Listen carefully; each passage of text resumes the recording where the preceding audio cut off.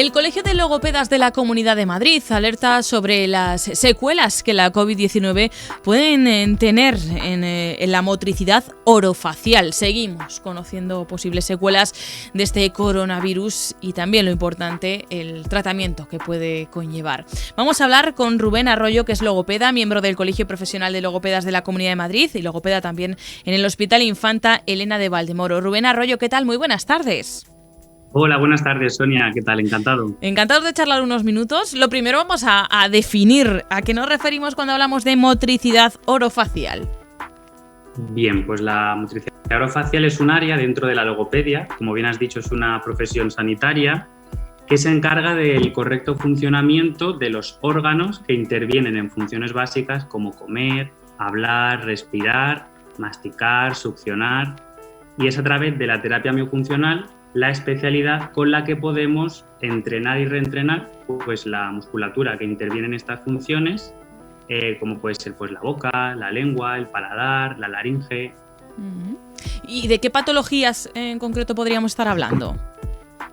Pues por ejemplo, patologías como una parálisis facial, pues ayudamos a encontrar esa simetría a rostros que la han perdido, o por ejemplo niños que han nacido con una fisura labiopalatina y pues bien, pues les ayudamos a masticar mejor, a hablar mejor y entre muchas otras. Claro, más. Hay que tener en cuenta las funciones que tiene esa motricidad orofacial, ¿no? Que muchas veces las damos por sentado. Bueno, pues cómo afecta todo esto, ¿no? ¿Es el abordaje en esta especialidad? Pues sobre todo lo que hacemos es mejorar, por un lado, el tono de la musculatura, la movilidad, la sensibilidad de esta. Si yo no siento un músculo, pues no lo puedo mover. Pues esto es algo básico que muchas veces se nos olvida y que es necesario trabajar. Y también, por ejemplo, pues reeducar malos hábitos como pueden ser respirar por la boca, masticar con la boca abierta, empujar la lengua contra los dientes cuando debe ser contra el paladar. Por ejemplo. Hablamos, Rubén, de las secuelas que puede tener la COVID-19, porque, claro, según va avanzando, ¿no?, el tiempo en el que ya casi vamos a cumplir un año de convivencia con este coronavirus, pues van apareciendo nuevas secuelas. En cuanto a esa motricidad orofacial, ¿qué secuelas puede tener este virus? Bueno, pues sobre todo las secuelas que vemos son la pérdida del gusto y del olfato, que están muy estrechamente relacionadas y que, bueno, además es uno de los síntomas que ayudan también a la detección del mismo. Al ser un virus respiratorio, pues a la función respiratoria y también, por ejemplo, a la dificultad para tragar por haber estado intubado, ¿no? Ese porcentaje de pacientes que han pasado por la UCI, al estar intubados, pues por ese largo tiempo y por la propia intubación, pues esta musculatura se debilita y se ve afectada para tragar. Y, por ejemplo, también pues se me ocurre la voz, también por la propia intubación, pues este tubo puede ocasionar daños, ¿no?, en la mucosa de la cuerda vocal o incluso la parálisis de una de las dos cuerdas y ocasionar pues una disfonía. ¿Y cómo puede ayudar la logopedia en todos estos casos a minimizar esas secuelas? Bien, pues en el caso de la anosmia, ¿no?, que es la pérdida del olfato o del gusto, pues en el caso de la anosmia, como decía, pues en la identificación, discriminación de olores básicos en el día a día. En el caso de la respiración, pues por ejemplo, aquí es muy importante que trabajemos en mi caso trabajo con el equipo de fisioterapeutas mano a mano. Y se ve que en estas personas el patrón respiratorio se encuentra invertido y lo que tenemos que potenciar es un patrón respiratorio abdomino-diafragmático en lugar de más superior, más torácico, que ocasiona una fatiga, una disnea y, por ejemplo, también el tiempo inspiratorio que se encuentra también acortado. Entonces, estos dos aspectos son muy importantes de trabajar como al ser un virus que afecta a la respiración.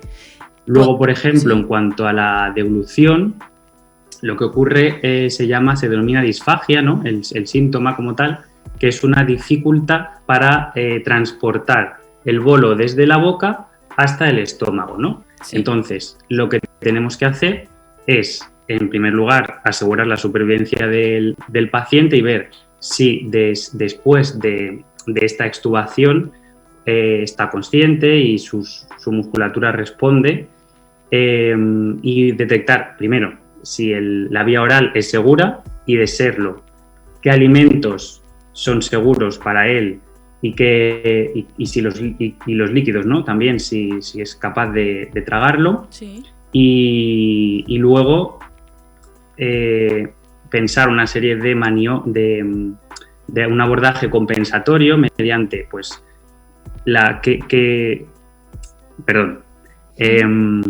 a la hora de que no pudiesen tragar, por ejemplo, líquidos o alimentos, ¿no? Ahí se trabajaría también desde la logopedia, ¿no? Para mejorar esa deglución. Uh-huh. Claro, entonces bien podemos utilizar espesantes para modificar la viscosidad de los líquidos, o detectar qué texturas, ¿no?, son capaces de tragar en cuanto a los sólidos, y también qué maniobras, qué postura deben tener durante el acto de la comida, de la deglución, qué ejercicios, pues, responden mejor para fortalecer esa musculatura, tanto a nivel motor como sensorial. Bueno, qué interesante, ¿no? El saber las texturas de los alimentos, la posición que se tiene a la hora de tragar alimentos, también líquidos, que pueden ser ese tipo de secuelas que quedan ahí tras esa COVID-19 y que, pues, de no ser tratadas, no sé si podrían llegar a convertirse en algo, bueno, pues que acarree problemas mayores, que vaya teniendo unas secuelas, pues, aún más graves. No sé si la COVID-19 puede llegar a causar parálisis facial. Te respondo a lo otro que me has comentado primero. Sí.